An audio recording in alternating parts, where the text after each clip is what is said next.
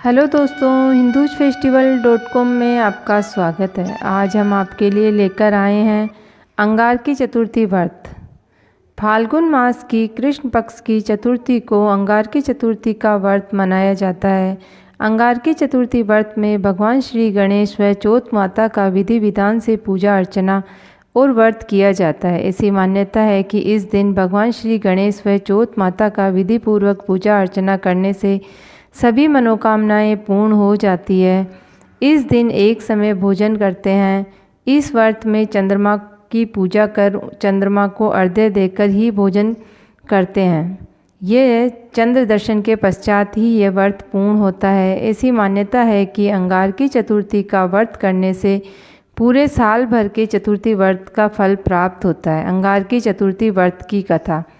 गणेश पुराण के उपासना खंड में ब्रह्मा जी ने की कथा के अनुसार पृथ्वी पुत्र भौम ने नर्मदा नदी के किनारे पद्मासन लगाकर भगवान विघ्नहर्ता श्री गणेश की घोर तपस्या की। उनकी वैदिक मंत्रों का जप करने लगे, पूजा करने लगे, अर्चना करने लगे, मन ही मन उनका ध्यान करने लगे। निराहार रहते हुए उनका शरीर अत्यंत दुर्बल कमज़ोर हो गया। इस प्रकार कई वर्षों तक कठोर तप करने के बाद चतुर्थी तिथि को जब चंद्रमा उदय हुए तो उस समय भगवान श्री गणेश ने भौम को अपने विराट रूप में दर्शन दिए।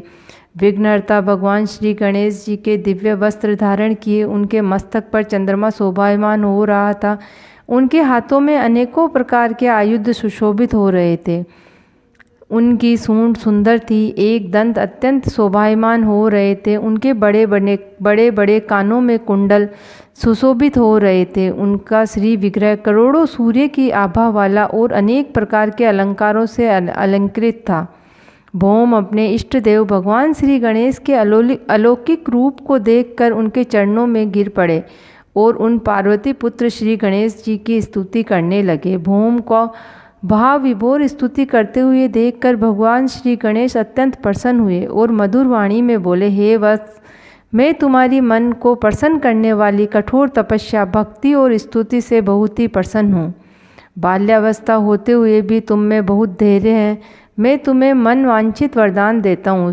भगवान श्री गणेश के इस प्रकार के वचनों को सुनते हुए भूमिपुत्र ने कहा, हे स्वामी, आपके दर्शन से मेरी तपस्या सफल हो गई है।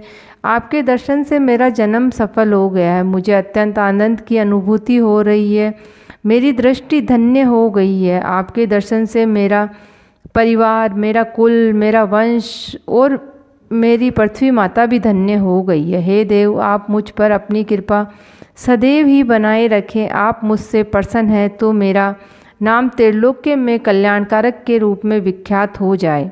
विभो, चतुर्थी तिथि को मुझे आपका दर्शन प्राप्त हुआ है, अतः यह तिथि संपूर्ण कष्टों को हरने वाली हो, सभी कामनाओं की पूर्ति करने वाली हो, आपके नाम के अनुसार ही सभी भक्तों के विघ्नों को हरने वाली हो।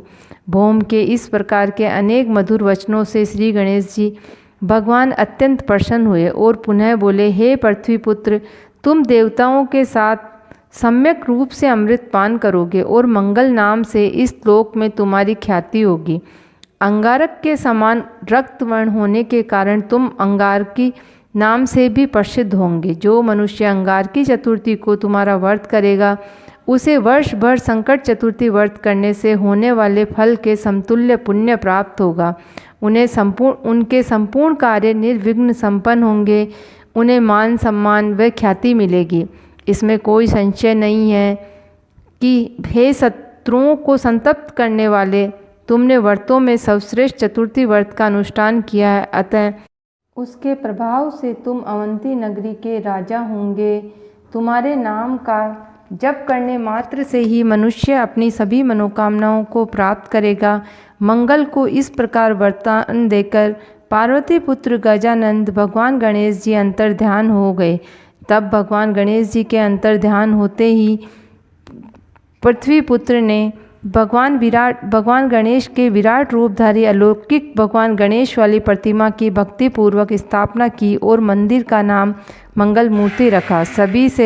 तभी से अवंतिका क्षेत्र सभी मनुष्यों के लिए मनोकामनाओं को पूर्ण करने वाला हो गया। अंगारकी चतुर्थी को मंगल की पूजा आराधना करने से जन्म कुंडली में मंगल ग्रह जनित दोषों से मुक्ति मिलती है। ओम गं गणपते नमः।